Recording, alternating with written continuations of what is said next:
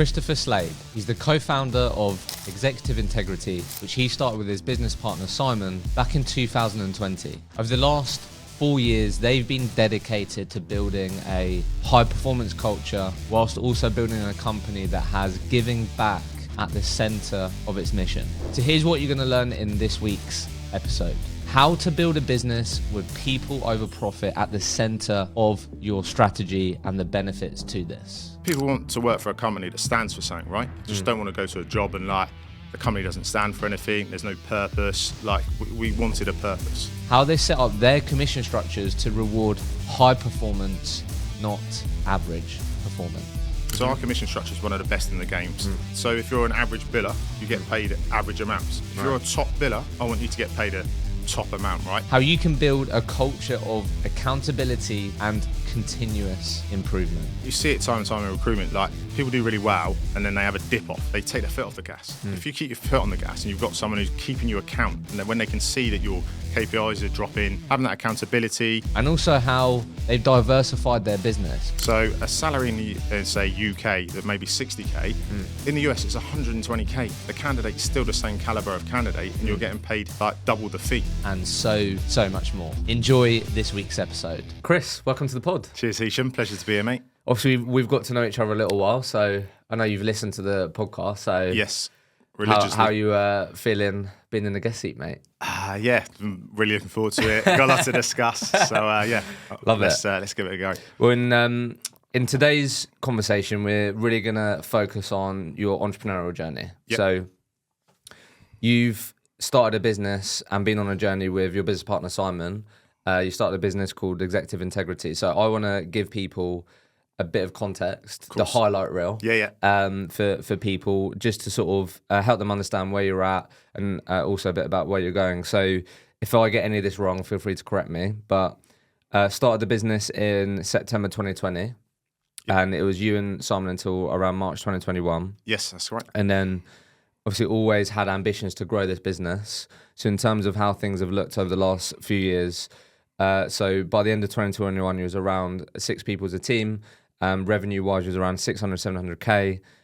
End of 2022, there's around 10 of you, just under the £1 million mark in revenue. And then end of 2023, there's around 16 people, broke the $1 million mark and came in around 1.4 million revenue for that year. And then today we're around 15, 16 people, and the big goal this year and how you're tracking is to break that 2 million mark. Hit the 2 million mark, Love it. And then in terms of, I think what will also be helpful, obviously this has evolved and, part of what we're going to go into, but I've got here, when we prepared for this, a big part of your responsibility now is how can you help the business overall win business, get in front of logos, sign that new logos across the different brands and the different divisions. A big thing that I know you're really passionate about, which we're going to get into today, is I've got here turning 100k to 200k billers to 300k plus. Yeah. Making people go from good, average to great. And I know something that you've really been working hard on as you've been growing up as an entrepreneur, as a business owner, is how can you get the most out of people? How can you develop the existing workforce? 100%. And do that in a few different ways. So plenty that we're going to go through. Yeah, let's discuss. So why don't we just start with the beginning stages? So I know you said you didn't mind talking about this, but I think it'd be good to just with hindsight get your thoughts and experience on this. But you and Simon actually started the business with a company called Sublink, right? Yeah, that's right. Yeah. So obviously went down that route, and from my understanding, obviously they massively helped you go from just being 2 recruiters to having a back office. They're paid for tech. This then meant that they obviously got a kickback on some of the billings. Yes. But talk us a bit about how come you went down that path, and I guess why you the positives that came with that. Because I think sometimes people who are thinking about starting their own business, there's a lot more options out there now, isn't there? Yeah, of course. Sometimes people are a bit concerned about that, but what would you say were the reasons why you went down that route, and how did it help you in the early stages, do you think? Yeah, it massively helps working with Sublink. So it gave us a really good support function. So me and Simon were very good billers and also very good managers, but we didn't know all about sort of the back office side of things and what tech stack and such forth to use. So them providing us that gave us a massive leap forward. I'm a big advocate for paying the money and working with an expert to make you succeed a lot quicker. Where that's key for me. So yeah, they provided all that support that let me and Simon just focus on billing. So in those first 6 months, we could build up a big cash flow pretty quickly, and that was key. I'd highly recommend that. And then they got a kickback on our billings, and then as we grew, we then didn't want to continue to build our infrastructure within theirs, so then we moved away from that after 2 years. But those 2 years were highly successful, and it was amazing working with them. Yeah, I love that. I think if it like there's so much value. Like when I speak to a lot of solo founders in particularly, it's so easy to get bogged down in like the website, accounting. Like you lose so much time. There's so much admin to do, and then they took away a lot of that, so we could just focus on building a good client base, speaking to clients all the time, improving our brand name, and getting out there, building the infrastructure. So when we resigned, we got put on gardening leave straight away. We didn't want to get straight on the phones because we wanted to make sure that we had all the right processes and that in place. So when we wanted to scale, those processes were in place and ready to go. So when we add people in, they know how we work as a company. Yeah, I'm going to get into that because I think that's like really smart because a lot of people don't do that. No. But I guess thinking about looking back, like you said, you and Simon had a great track record of like performing billers. Yeah. How did you think about when you're thinking about this business and building your own business? What were some of the things that you really like the idea of doing like different? Like how? Yeah, we wanted to start with a why. That was pivotal to us, right? So I've read the Simon Sinek book. Loads of people have, but we wanted to create a company that was going to put their people and the planet above profit to begin with. So sustainability was key. I worked in a lot of markets that helped reduce emissions. That was critical, right? So we wanted to create a high-performing elite workforce that our commission structure. So when we looked at our commission structure, that was structured around big billers, right? So our commission structure is one of the best in the games. At the lower end, it's average, right? So if you're an average biller, you get paid average amounts. If you're a top biller, I want you to get paid a top amount, right? Yeah. So one of our consultants in the first 4 months of this year built 50K in commission, right? So it goes up to 50%. So that was what we built the foundations of the business on. Then we wanted to give back to the environment. That was crucial. So we plant a tree for every placement we make. We are B Corp certified, which means we meet the highest standards of social and environmental performance. We had to change our articles of association to achieve that. We give back a percentage of our profits to Renewable World. So we wanted to create a company that had a purpose, a vision, and aligned with what our clients would want to do in the future, right? So that was pivotal in the start of what we were trying to achieve. We also want to give back. That's critical. So we do charity days. We work with local charities in Southampton. We go there every Christmas to pack presents and then deliver presents to the underprivileged in the community. And the Renewable World, who we donate a percentage of our profits to every single year. I think we've done 15K plus since our inception. They help poverty communities in sort of like places like Nepal, Kenya, and such forth. So yeah, we're super passionate about that. So we wanted to create the brand that people were proud of, right? So you come and work for us, you've got this brand, so you can use that to sell to clients, but you know that we have a purpose and we want to give back. Right, that was critical to us. You felt that from the beginning, like when you're thinking about your own business, that was really important to you. That was super important because the planet is what it is. We need to make it better. So that was everything that we made our journey. Also, I guess for context for people, you're again, feel free to correct me if I'm wrong here, but your core markets have been maritime, digital, shipping, renewables, offshore wind, energy storage, solar. Yeah, that's correct. So I guess that also paints a bit of a picture for people where you've been, and that was the markets you did in the past, right? Did digital maritime in the past. So I worked with sort of companies that help with vessel performance and which helps reduce emissions in the sea. Yeah, so you were like speaking to these companies, obviously it's really front of mind for them. Yeah, so. And there's a lot of investment in tech within those sectors, private equity and venture capital. So we really like double down on that, and that's really key. Right, so a couple of things there then. So I think people would really hate me if I didn't ask you about the commission structure. Yeah. Let's just get into that because I think it's very, I think people can be very cynical about that. They can see you posting on LinkedIn saying like, we've got one of the most competitive commission structures out there. Yeah, of course. And then people are like, okay, well, how good is it? So I actually, this is like a big lesson I think founders of growing recruitment companies can think about is like, have you got the incentives right. And what I mean by that is when I'm speaking to founders of small growing companies, they're saying that they want their team to be a lot more confident doing new business. They want them to be better at winning new clients. Yeah.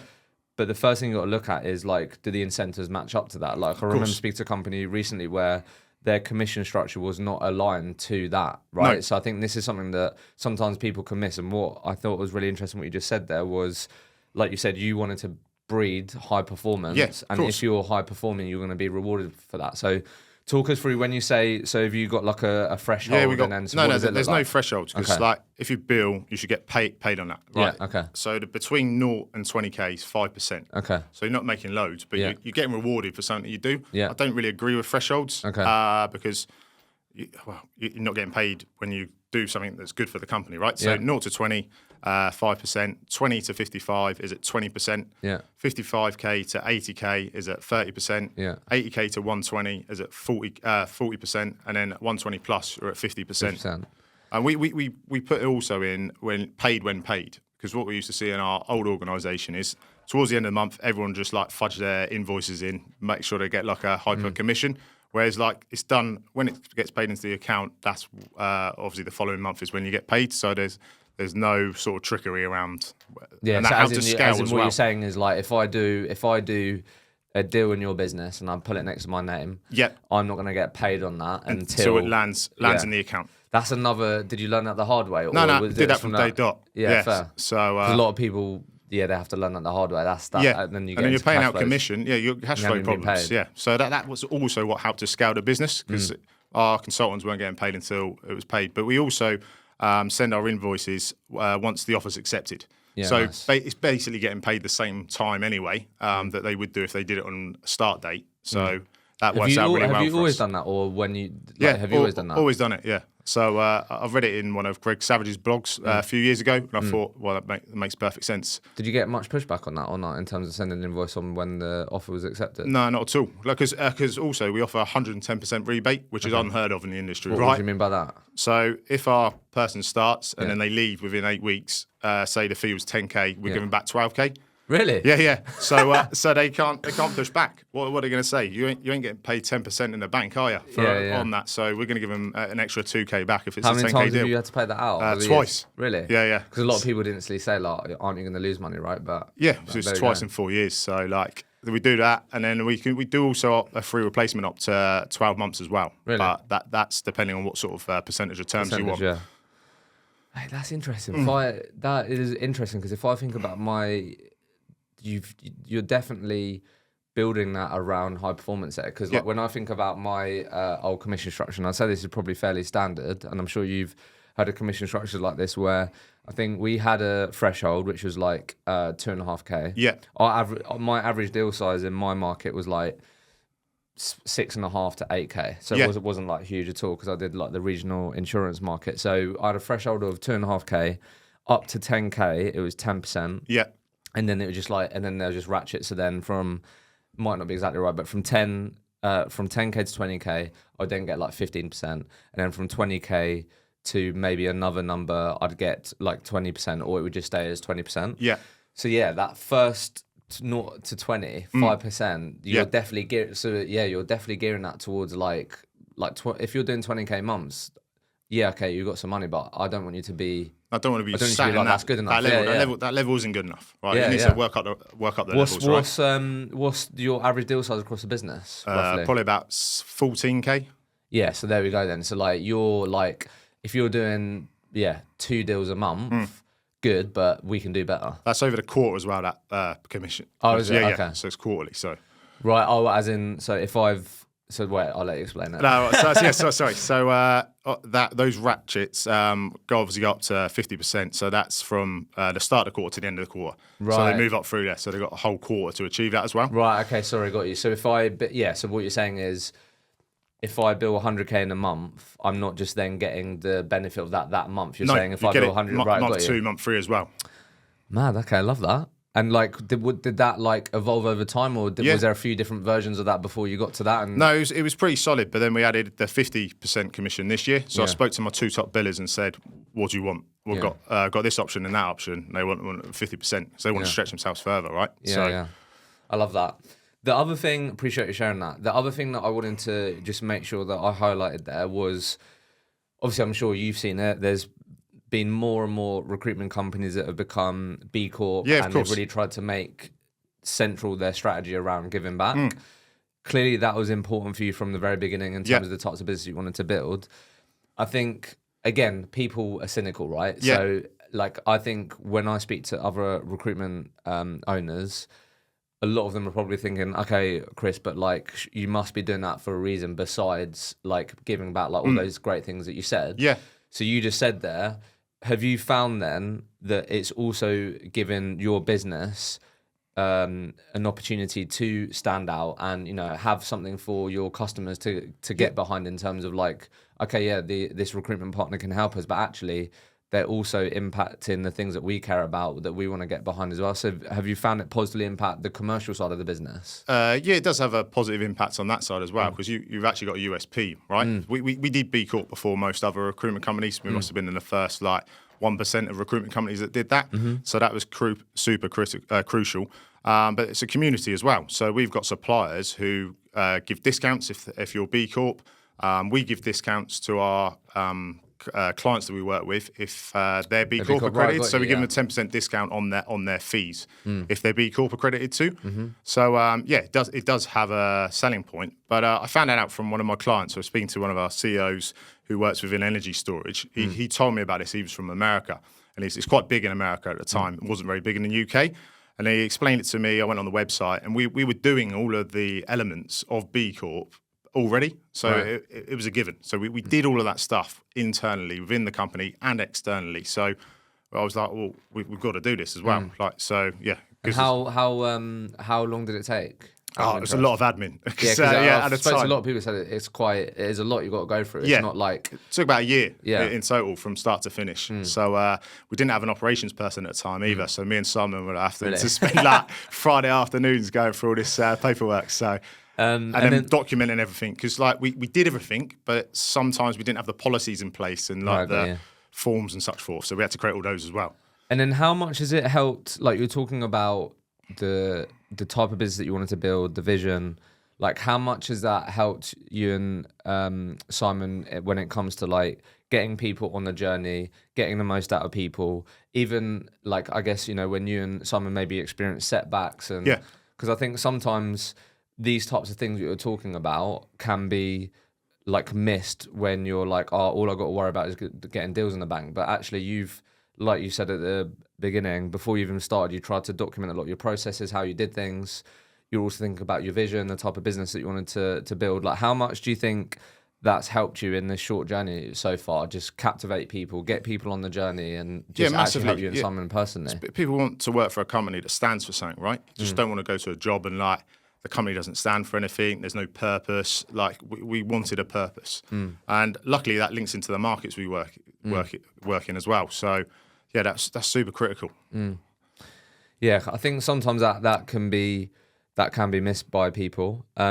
Why did you really? Was it just natural to you to like when we prepared for this? You were saying that literally in that gardening leave, you started to document like how you qualify candidates, your interview process, like your sales process, like. Was that like why did you do that? Was that quite a natural? Because we wanted to set a standard internally and externally, so like for our candidates and clients. So if everyone's following the same formula, like when you set up a McDonald's franchise, right? You get people in, plug and play, follow this formula. We've done it for 10 years. We know it works, right? So we want to give our candidates the best possible service. So we created loads of interview documents so we could play email templates. On our website, we've got links to top tips for your interview, top 10 interview questions. We build that in the templates, and that goes out to every single one of our candidates. So our candidates are always commenting, oh, that's above and beyond, right? So they spread the word. They then tell their peers. Then when they become hiring managers, they want to work with us because we go that extra mile. That was so important to us. You can't just hire, say you're hiring grads, they come into the industry, they don't have too much knowledge at the time, right? They need to be able to follow a set structure for a period of a year or so until they get the competencies and capabilities to be able to do that, right? Yeah. So that was super important. We document everything that you need to say in an interview preparation to the candidate as well.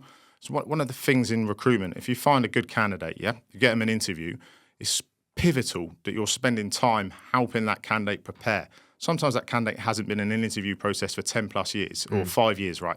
So then you're the expert in interviewing and how to prepare for interview. So you've got to spend the time nurturing that candidate through the process and making sure that he's presenting himself the best way possible. What's the point in putting him forward, then turning it up and absolutely flopping? Like, you've wasted all that time. Like, you could have gotten the job if you just spent a bit of time helping him through the process, right? Yeah. So that was key. Whilst we take a short break, I wanted to take a moment to chat to you about one of our amazing partners, Sourcewell, the industry-leading recruitment engagement platform. I'm a user myself and I don't know what I would do without it. From building personalized messaging cadences across a variety of channels to automating follow-ups and data tracking straight back into my CRM.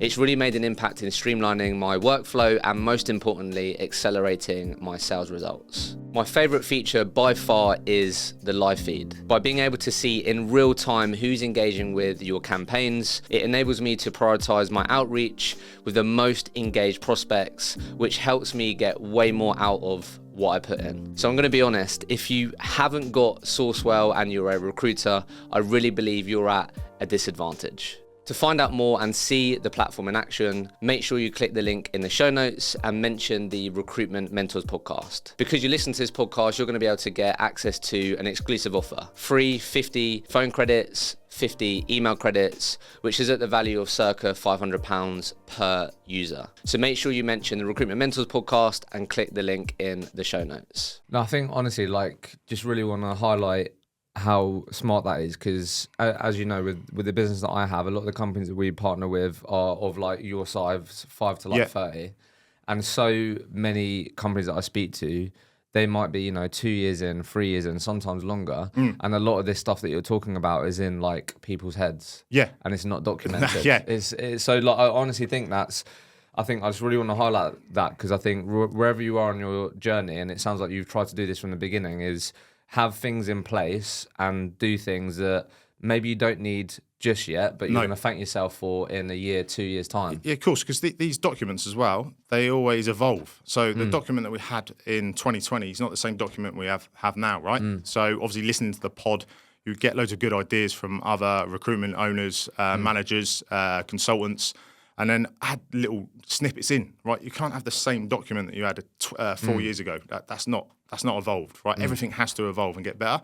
And then if you're just building a doc 3 years into your business, you've probably forgot all the fundamentals that you started with, right? So just adding layers on top of each process is critical. And then just quickly on that, to round that out, like how have you, it might have evolved over time, but did you just get this all on like, Microsoft Word documents, or like just OneNote. So we've built a OneNote, and it's got different like folders in. So we've got like a client folder, a candidate folder, a sales folder, internal doc folder, and just build it out on there. So anyone, if they're doing a candidate piece, knows exactly what to do. Candidate call scripts here, candidate interview preparations here, candidate interview confirmations here. So Sounds like really obvious and basic, right? But so many people don't do it. So I wanted to highlight that. That's mega. What talk to me about, like, with hindsight, then, just this sort of first year in being an entrepreneur. Yeah. What were maybe the things that were more challenging than you expected? Like, I'm sure you backed yourself, your ability. Yeah. What were some of the challenges that maybe you didn't anticipate, or? To be honest, we didn't really have any challenges in the first few years. Like, it was super easy. Like, we smashed it out of the park. Like, growth was easy. The people we brought in were from our old company. They hit the ground running. We turned them from 100k billers into 300k plus billers now. It was just as you continue to grow and add different people in that maybe you don't know, and then the culture starts to shift slightly. So we've built this amazing brand around sustainability, giving back. That can attract sort of the wrong personality type, because we still want to be a winner, right? So we still need to evolve. You still need to do better and try to improve year on year. But sometimes that sort of side of things maybe attracted people who didn't have that motivation. They were more interested in the giving back side, more so than the high performance and giving back at the same time. And then when you get the wrong type of person in the business, then that sort of rubs off on the other people. And then it starts to affect, one person can affect a company massively. And you don't realize at the time. Sometimes you keep people for longer than you should, because you hope they're going to turn good, but but you probably know within the first four weeks if they're going to be the right candidate for you. Sorry, the right employee for you. Yeah. So yeah, Fair. that was So what it sounds like then, if you're being honest, was there was a lot you was doing a lot in the first couple of years that you'd be doing as an employee, right? Yeah. Winning clients, doing deals, like you said, like a lot of people do. They then, which I'm sure companies hate, but it's part of the game. You Yeah. then bring along people on the journey Yeah. that maybe you worked with, that you trust, you know what you're going to get. yeah. So really, yeah, the things that you've had to learn along the way, get better at, challenges have been when you started, like you said, add people that weren't in maybe your immediate network. Yeah. Okay, fair. And so we recently started using this psychology test around sales acronym. So it tests like your resolve, setbacks, like how you bounce back from those. And since we started using that, our performance of new employees has gone up through the roof because you know what you're getting. Right before they turn up, they do a good interview. You think, oh yeah, they're going to be decent. But like when it comes down to it, they're getting setbacks. They're not bouncing back. They're not doing the activity. Like you can't test that. But now we found this really good sales test that I think it's called SQL Gold, which has super helped with our hiring process. So you have more of like a scientific element to Yeah, it. on top of what you're doing anyway with the interview questions. Yeah, so I guess we're talking about some of the challenges have been like, yeah, getting the internal hiring right, which is obviously just always a common challenge. Yeah. So what does that look like now then? So you've just added that element. What Yeah. does the process look like? Because I'm sure you refine this. Yeah, for sure. So like the interview questions have evolved massively over the years as well because they've got to link back to what we're trying to achieve. So our standards internally about how we communicate with each other, treating each other with respect, but also that willingness to always improve. So I need to know what your why is. Why are you working? Like, what are you doing to evolve? What are you doing outside of work to become a better version of yourself? If you can't articulate those, you're not going to be the right person for us. So there's certain people who would work very well in certain companies, and there's certain people who work well in others, right? So we've got to try and find the people that are going to work well in your organisation by tailoring those interview questions to make sure that you're getting the right person. You want to sort of, they want to interview you as much as you want to interview them, and you need to push back and understand if they are going to feel comfortable working in that environment also. Because we manage KPIs quite heavily because activity always wins. Like, hands down, that is key. So we say that in the interview. They need to know what they're coming into. I don't want someone to join and think, oh, this isn't what I wanted. So that needs to be clear at the outset, right? No surprises when you turn up. So yeah, I think again a really common thing that I had. It actually came up in I don't know if you listened to it, but I did an interview with a guy called Alex Elliott, and he said that sometimes what's missed is like, let's just say that the core things that you want in your hires, because this is what you want, is coachability, resilience, whatever.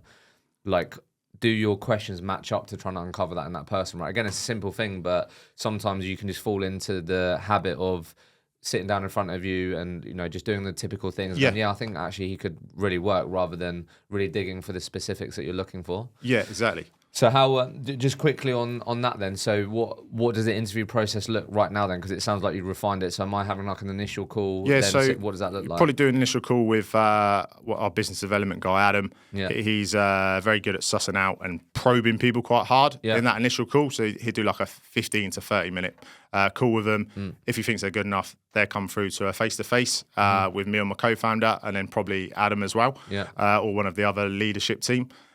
They'd then come in. We've got a set interview process. All the questions are the same every time.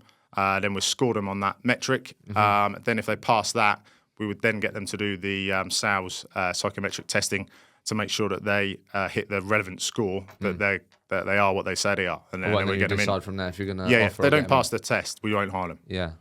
That's it. That'd be really helpful for people having. Yeah, again, the key bit there is like having the same questions. Yeah. So everyone knows. Like, Yeah, exactly. And across the business, right? So you're a bigger business. You've got loads of different teams. Everyone needs to follow the same script. Yeah, no, totally.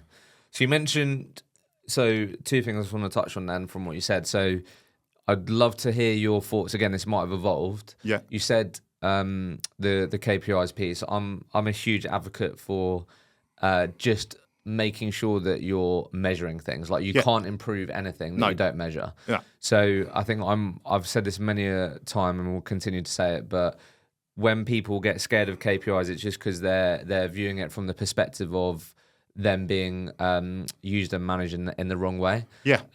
They don't understand why those KPIs are in place, or they don't really understand, okay, if I hit these certain metrics, that should mean I can achieve my goals. Like that, I haven't met, a top performing recruit that doesn't want to know how to be successful, right? And that's what KPIs are there for.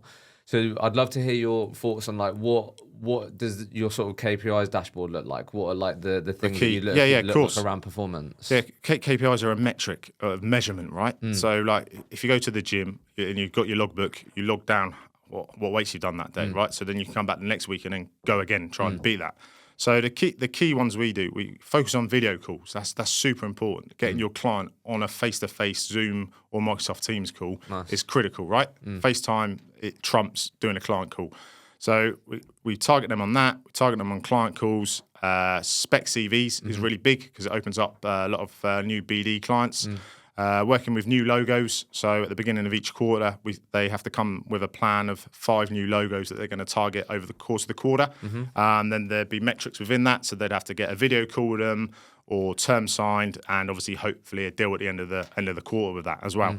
So but CVs is king. CVs, if you don't not getting your 6 CVs out a week to your jobs, no CVs, no money. That's what I say. Like you ain't going to make money unless you get CVs out the door, right? So video call meetings, love that one. That's a really good one.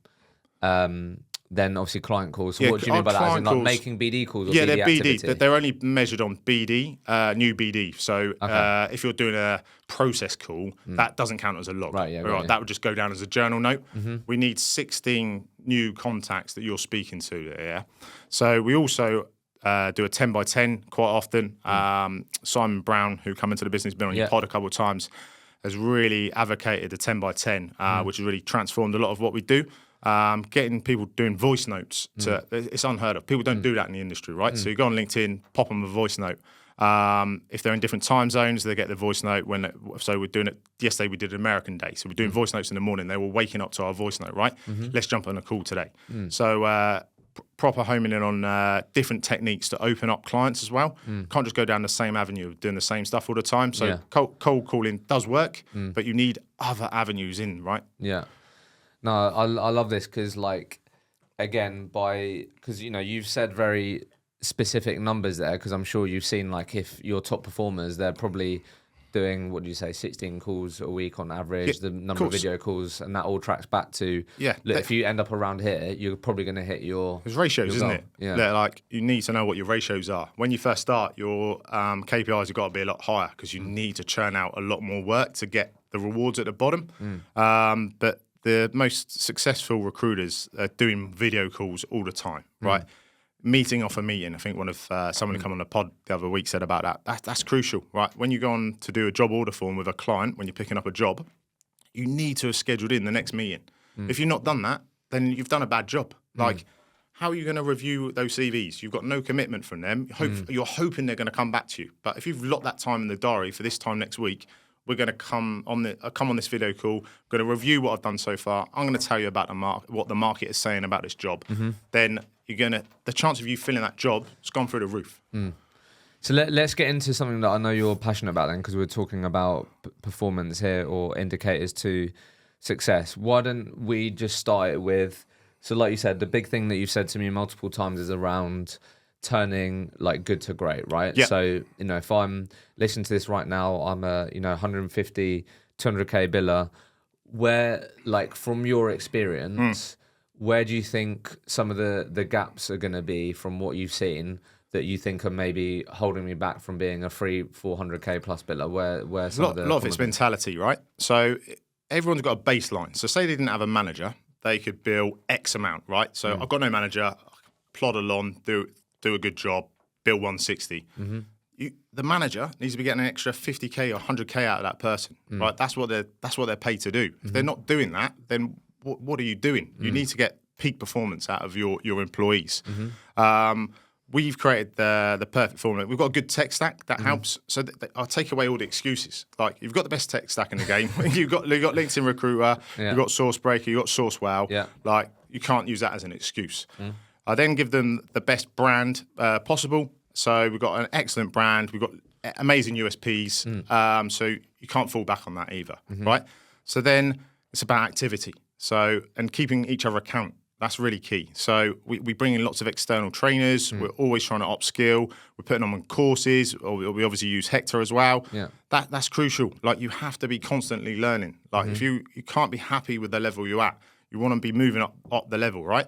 So that's key. Keeping each other accountable, setting those standards and upholding those standards. That's critical. So it sounds like then what you found is it's more of a personal mindset that might be holding people back. Yeah, we also, what we did from day one is provide a performance coach. So they have a 1 month session with her, and they can talk about their personal life, their goals in their personal life, and also their goals in work. We don't know what they say, but everything interlinks back to work, right? So say you want that nice holiday, you've got to perform well at work. Say you're having a tough time outside of work, you need that support there that you can then perform in work. So having that really helps as well, because they've got a sounding board away from your manager and away from your boss, because sometimes you want to talk about personal stuff that maybe you don't want to share with your boss. Yeah. So having that helps massively as well.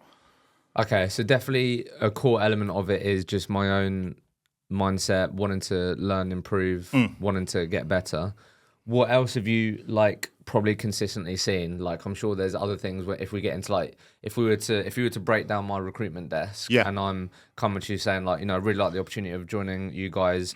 I'm the top performer currently, and I'm doing 180k a year. I don't really understand how I can take that and double it. Like, I've done that for the last 2 years. I do feel like, Chris, I've got the mindset. I do want to improve. I want to keep getting better. Where are you maybe gonna take me, or what we're gonna sort of look at that maybe could unlock more out of what I think is possible? Do you know what I mean? What are some of the common things there? Yeah, so remove the limitations. So if you're only billing at 180, you've got a limitation that's your limitation. You see it time and time in recruitment. People do really well, and then they have a dip off because they take their foot off the gas. If you keep your foot on the gas and you've got someone who's keeping you account, and then when they can see that your KPIs are dropping, or that you're not quite on it for a week and then another week, and no one's calling you out on that, then that's going to drop, right? So having that accountability, but having those processes in place, and then learning from other peers that are at the top of their game. So if you're surrounded by high performers, and then what's really important is when you're recruiting in a certain niche, just say you're doing sales managers, right? Yeah. You want to work your way up the tiers, right? So you go from sales manager, then you want to be working sales director roles, then you want to be working VP roles, then you want to be working C-suite roles. You don't want to stop until you're working with private equity or venture capital companies or with the board, right? So you need to start. If you're starting at the bottom, you need to start going through the ranks. That's key. You need to go. You need to go up levels. So if you're working roles at say 60k, you want to start working roles that are 80k, then 100k, and then the fees are obviously bigger. It's not any harder to recruit. It's just articulating yourself better when you're having your client meetings, and then putting the faith in you. But you're speaking to those hiring decision makers. So say you're working sales managers, you're speaking to sales directors. Flip the call. Are you looking for a job? And then use that to try and get to the tier above. That's key. So I was in. So I'm not surprised that you said that, because obviously then the result of that is your average deal size probably going to go up. Yeah, you can't be happy with a deal size that's 6 to 10k. Why are you doing that? you have to be at work, right? 35 to 40 hours a week. So you can turn up, you can get paid 30 to 40k, or you can turn up and get paid 100k and do the same hours. It's a no-brainer that you give 110% to get to 100k. Let's just talk about that for a sec, because I think that'd be helpful for people, if you don't mind. So I completely understand what you're saying. One of the routes to you getting more out of your desk is, as we said, not getting complacent or just used to just doing the same old roles that you do. And this should apply for most industries. How can you go from doing the current roles that you normally do now, but going up the org chart and doing the next role above, right? How what have you seen to be the most effective way to do that? So you've just said the next time you're on with your hiring manager, can you be confident enough to say how are you finding things and what you're doing, right? Because I guess what you're saying there is, if you can start building your talent pool with those people and actually have quote unquote candidate conversations with them, then they're going to be people that you're going to be able to present and speak to other companies about. But how do you become known for, like, because I think sometimes people think, like, how am I going to become known? Like, I'm sort of pigeonholed, like I do these types of roles. So how can I get better at saying, well, Chris, we do this. I can also help on the sales director role. But they go, well, how many of those have you done? You haven't done. Yeah. Do you know what I mean? No, of course. You've got to build up a good pool of candidates, the tier above, right? So start speaking to all of those sales directors, for example, understanding what's going on in the market, what they look for. You need to understand the questions that they want from their jobs as well. So they're going to want specific remuneration, specific kickbacks. So you need to understand what that level of candidate wants when he goes to market, and what's going on in the market, who they'd be interested in joining. And if you give them a good service, they know that you're a good recruitment consultant. They're going to come to you when they want a job. So they might not know loads of other recruitment companies. If you're working in a specific niche and you're doing a good service and a good job for them, why wouldn't they come and speak to you when they're looking for a job? Okay, just on that, like, because we're talking about really I don't know what you would call it, but I feel like a lot of people just call that like candidate like just flip calls, BD flip calls or whatever. Like, how can we do that in the right way, or what's the best way to do that? Do you know what I mean? Because I feel like if you're not going to ask those types of questions if you're like taking a job brief, are you? Or are you? I don't know. No, probably not on a job brief. No. It's like, do you know what I mean? What's like the effective way to do that? Is it, I don't know, do you pick up on things and then you can follow probe up? a little bit, can't you? Because when you take the job brief, you can understand like the culture. Tell me about the culture. Why did you join? What do you like working for here? And then if you can get a few rumblings if he's not overly happy, right? So doing that. Sorry, what was the? I'm just saying, like, because I think what you're talking about there is how we can get up the org chart is by having a talent pool and understanding what these people want, what's important to them in their role. So I guess I was just asking you, like, how can we effectively do these, like, BD flip calls where, we might be prospecting these people, but actually we end up talking to them about their career and their job. Just an easy transition, as if you were doing a candidate call and BD call. I wouldn't be doing my job properly if I didn't ask you about your situation, or the other way around. I wouldn't be doing my job properly if I didn't ask you about your team and if you're recruiting. It's just an easy transition. Like then everything's on the table. They know you're not being sneaky and trying to get intel. And then I think the other thing that sometimes, this might have even held me back when I did it, even though if I'm honest, you just get used to what you've normally done. Yeah, of course. In terms of the You're in a comfort zone. placements that you do. Yeah. So, but like, I know you just sort of said it off the cuff, but I say this now to people, but have you genuinely found that, as you go up that org chart, a lot of the time there isn't massive differences? Do you know what I mean? There's no difference. It's the same concept. You're still finding a candidate. Like recruitment's grown up snap, right? So you get a job, you understand the full job, the culture that they want, then you go and find the candidate and match that up, right? There's no difference. And when they're at the higher level and you're getting paid a lot more money, you don't get messed around a lot either, because they're serious. Why would you take time out of your day or your week? You're super busy to go to an interview that you're not going to take the job. Like, they don't mess you around as much. You have more time to work with better candidates and do a better service. And then just to run that out, then, if I was listening to this right now and I'm like, you know what, actually that is the route that I can see to getting another 50% out of my billings this year, desk this year, where's like the first step to start? Is it maybe just taking a bit of a step back and looking at the hiring manager that you deal with and what's like the first step? Start with the companies, the people that you deal with already. Right, that's the easiest route to market, right? You've already got a relationship with them. You've probably already built some trust. Start there. Then you need to diversify and then try and target some companies, so your new logos that you're going after. Then look at the candidate pool, like what's going on in the market. Like, speak to as many candidates as possible, and then build it up from there. Like, you need to be networking constantly. If you're not networking, then you're never going to go up to be able to go to that tier, because you need to ask that candidate who his boss is, right? So say you're speaking to the sales director, who's your boss? And then you need to go up a tier above him. So then you can start working those roles. Yeah. If you're not finding out the right people, then you're never going to be a success. And finding a really strong candidate that wants a new opportunity, taking that candidate to market, then that's getting your name out there, that you know what you're doing in your niche. And this is a candidate that could make an impact on a business, Yeah, and right? then you're presenting the different types of It's people. showing your worth, Yeah. right? If you're taking a spec to market, shows your worth for me.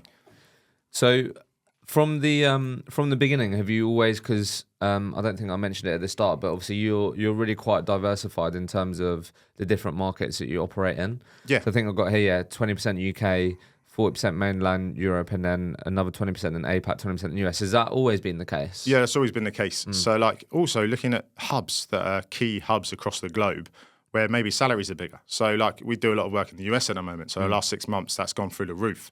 So, a salary in the, say, UK that may be 60K, in the US, it's 120K. The candidate's still the same caliber of candidate, and you're getting paid like double the fee. Like they're not too fee sensitive at all in the US either. And then you can give them a really good service. They actually respect recruiters a lot more as well. So finding other locations where the salaries are better, the candidates are easier to deal with is crucial. When you want to diversify as well, because sometimes there are slight downturns in certain countries and certain markets. If you're working multiple different locations in multiple different time zones, you've diversified. We'll get back to the episode in just 1 minute, but today I'm excited to talk to you about one of our partners, Firefish, the recruitment CRM that accelerates data-driven growth. The problem with most recruitment CRMs is that they are just a database of records, meaning they become just one of the many tools that recruiters use every day. Like with all systems, the records are only as good as the data being captured. Our sponsors Firefish know that for agencies to win faster, data needs to be at the heart of their business, making your CRM the single source of truth. With over 10,000 records created and updated every day and 85% of placements from existing candidates, Firefish enables recruiters to enrich and engage their data, equipping you with real-time insights needed to win faster.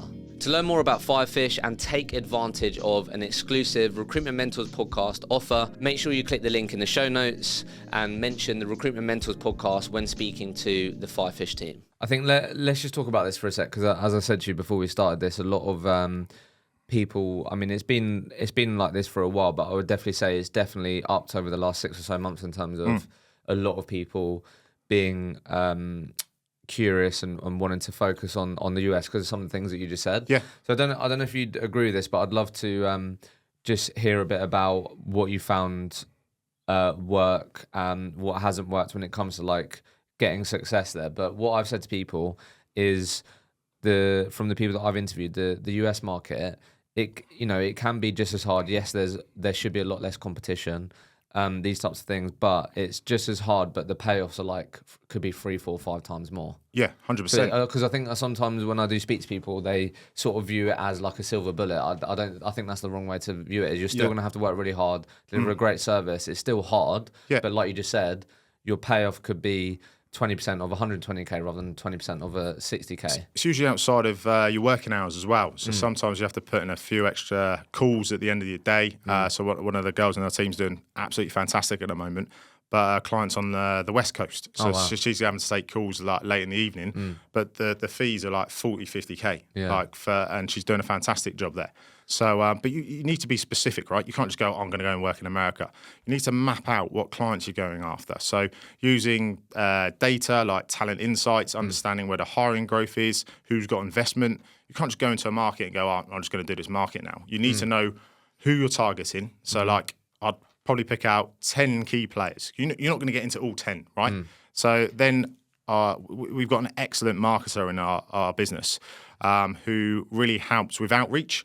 So our consultants will say, right, I want to go after these 10 clients, and then here just bang out loads of Sourcewell campaigns to all of the stakeholders within these organisations as door openers. Then they ping back leads to the consultants and go, right, they've interacted with our marketing material.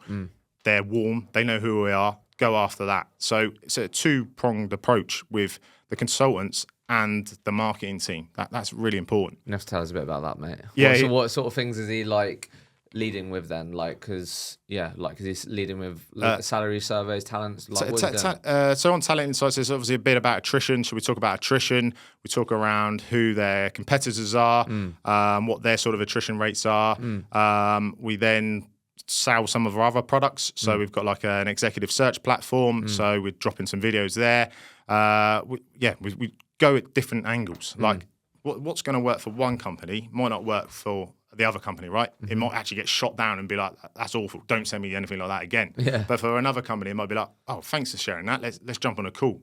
So you can't be put off by marketing that doesn't land right with certain companies. You can't just stop it. Like marketing's about being disruptive. And if you're not being disruptive, your marketing's probably pretty average, right? And how long have you had it set up that way in terms of the marketeers helping? So they've really built up. So we also give them commission. So our market, we've only got one marketer now, but he gets commission. So any leads he brings in that we convert, he gets kickback on that. So Really? yeah. Because why wouldn't you mega. want to reward him for doing such a great job? Again, it's like matching up the right incentives, right? Yeah, and he really drives the consultants. He sends the leads out. If they've not followed up, he's on them. Like, which it's is a interest. fantastic. Yeah, of course. Yeah. But some Does he people like shy away writing from the that. copy, stuff like that? Yeah, he writes all the copy.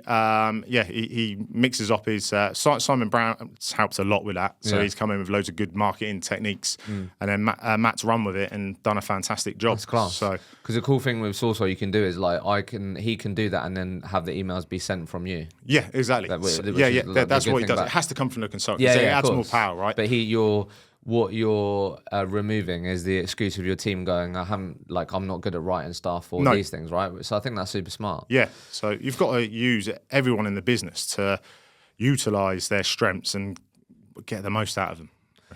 And like how you've done quite a few different like markets. So like how would you describe like the US market? Like how, you've done obviously a lot in the UK, you've been UK based. So like how would you describe the US market? Like what are the opportunities there that you see from what you've done so far? Super hot at the moment. So especially in renewable side. So we're doing a lot within solar energy storage over there at the moment. It's just going wild. So they've got so much investment. So that's obviously where most of the venture capital is, most of the private equity companies. So they pump in a lot of money.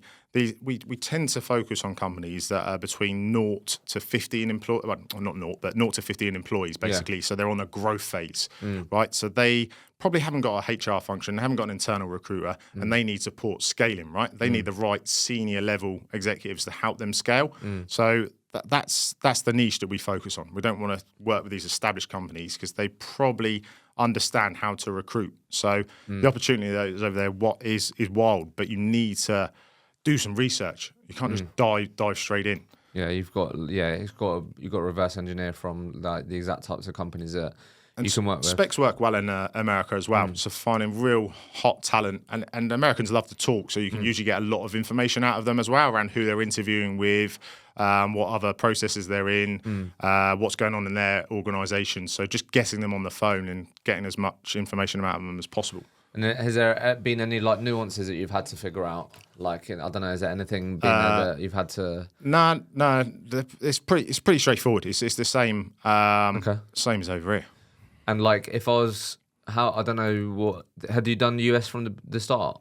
Yeah, we've always done US. In maritime, it's not as big, but in the renewable sector, that's where it's kicking off. I was gonna say, I don't know if you can comment on this, but I mean, you could. There's a lot of different geographies that you do here. Yeah. If you've got like the right plan, the right processes, what do you think is like a fair amount of time for you to be like, hang on a minute, we might need to look at my strategy here because it's not working? Like, how long would you give yourself to start seeing some success? Do you know what I mean? Yeah, I think 3 to 6 months, but it's always best to have 2 recruiters working on a desk so they can bounce off each other. It's super hard if you've just got one person slugging it out. So having 2 people there.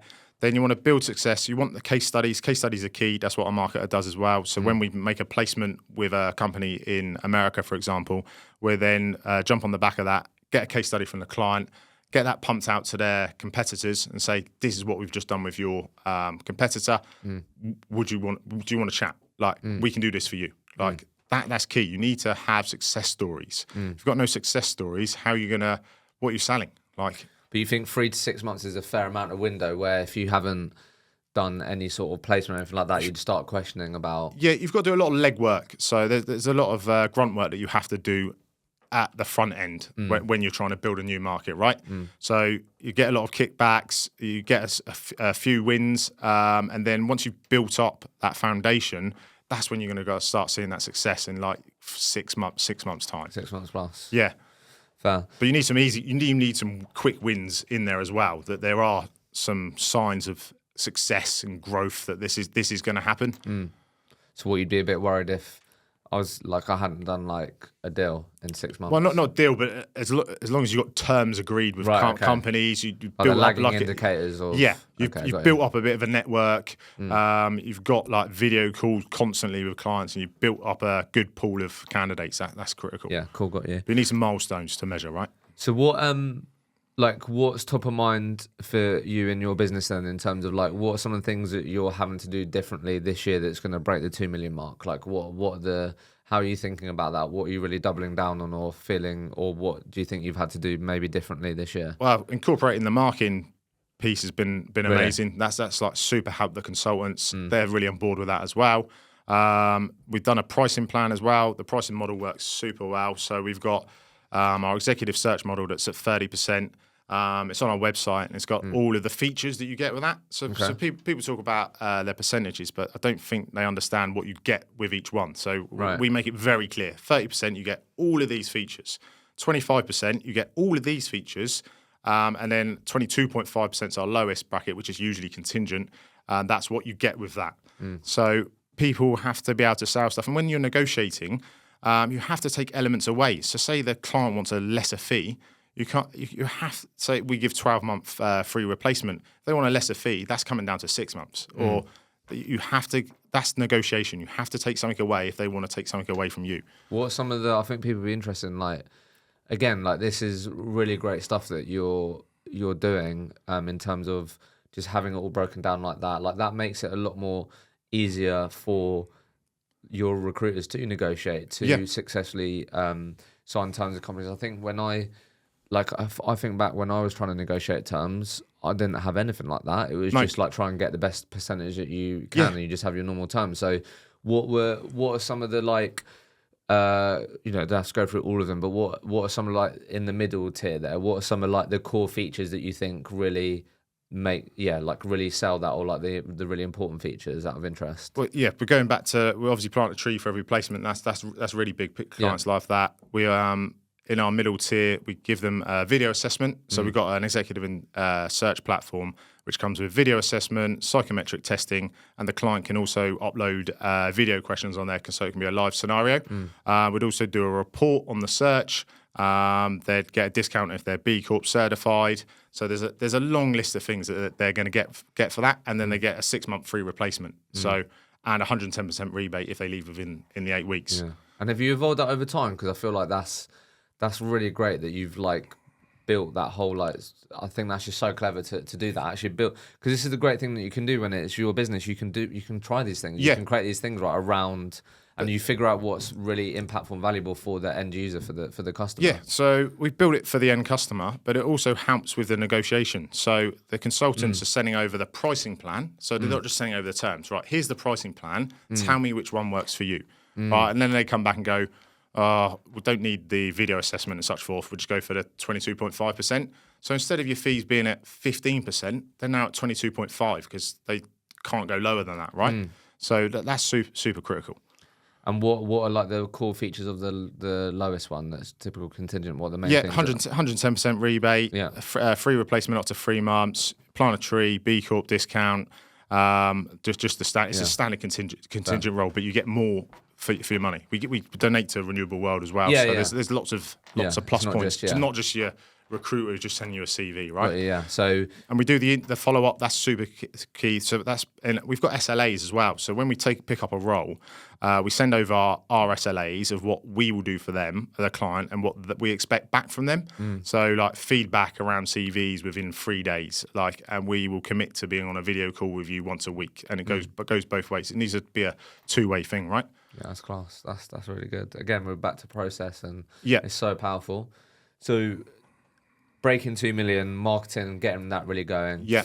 Having him really empower the consultants, take some of that heavy lifting of stuff like that. Double down on US as well. I was say, obviously then we're talking about the pricing model, making sure everyone's clear on like what each package or pricing involves, how you can leverage those, and building that out. And then what you're saying, so then another thing to breaking that is going to be the US. Yeah, just focus on the US. And we try to uplift everyone in our business. So we've got an excellent business development manager who really helps support the guys. So we've got two, one of the leaders as well. She's fantastic at doing video calls. So them doing training. We do a kickoff every single week. Simon, my co-founder's doing an amazing job at the moment. He's doing the Sandler training. Okay, nice. And then he's coming back to the business, giving top tips around how to present yourself on video calls, how to negotiate, how to have an equal business standing, right? So a lot of consultants go on calls sometimes and they're subservient to the client. But that's not the right way to be. You've got to be an equal business standing. And he's really implementing that across the business, which is key, but empowering all your staff members. So the best ideas come from them most of the time, and them feeding you and then going, oh, yeah, that's a good idea, or maybe not, that one's probably not right, but making sure that everyone's collectively pulling together for the end goal of hitting that 2 million. You have to drill those numbers in and go like 2 million. Where are we? Let's go again. Come on. And let's move the bar. What's your part to play? Like, how do you see that you can like impact the business yourself then in breaking that? Yeah, so I work across both businesses at the moment, being a player coach as well. So jumping on calls with them, understanding where their bottlenecks are. They've got certain scenarios. I'll be like, try this. Like a lot of the time, their client might not be responding or something. So I'll be like, okay, why don't you try copying another stakeholder, because then they're more likely to respond, or they're not getting any feedback at all. Get the candidate to email the client with you in copy, because the client always responds to the candidate. Just little tips and nuances like that, and just being aware of everything that's going on the desk. Consultants tend to get emotionally attached to certain processes, candidates. I'm quite good at, if they come to me with a scenario, I can break that down and take myself away from that attachment, and then give them the advice that's best for the deal and the candidate and the client. Yeah. Because sometimes they go too far in. They've worked a process for too long, and they think they're going to get a reward at the end, but it's already dead, and then they just need to cut it off. But being honest with them and telling them how to manage stuff. So again, back to like just really nurturing your existing talent, getting the most out of them, coaching. Yeah, that's key, because you can spend a lot of time on underperformers. That was one of the mistakes that we had over the years. Like, you spend time with the underperformers that don't end up working out and end up leaving your business, when you could be nurturing the top performers, right? Getting more out of them, getting them an extra 50K, 100K. So then they're earning more money. They're having a better life, right? Or you could be spending time trying to shift the mindset of someone who you're never going to be able to shift their mindset. That's their mindset. They've got a negative mindset. They don't want to improve. And you're just wasting energy and time on them. Like, why would you not spend it on the people that want to actually be the best version of themselves? Yeah, for sure. So yeah, I guess to wrap up then, we've got what is going to take us over this next milestone is, really getting marketing going, which we said. Yeah. We've got really your pricing model is broken down, nailed down, really clear on this is, the products that we could take to the market. The US is key. And then really what I've, always loved when I've spoken to you is just really committing to this living and breathing continuous improvement, leveling up. Like, you're doing it, your business partner's doing it, everyone's doing it, which should mean everyone is performing at least 20, 30, 40% better. You need to bring expertise in as well, right? So me and Simon, good, but there's better people than us, right? So bring them into the business. Like, so we've got a top Ned that you recommended, was fantastic. He's then recommended Simon Brown, who's come in and done a fantastic job, right? If me and Simon would have just done what we were doing, we wouldn't be able to accelerate the business as quick as we have. We've invested, we've paid money, good money, and then we've got the rewards off the back of it. You have to invest in an expert. Like, that gets you to the end goal much quicker than trying to work it out yourself. Love it. Well, look, Chris, absolute pleasure. Loved hearing about the journey. Just love this passion and commitment to always to improve, get better. So thanks so much for joining me. Thanks, buddy. Been a pleasure.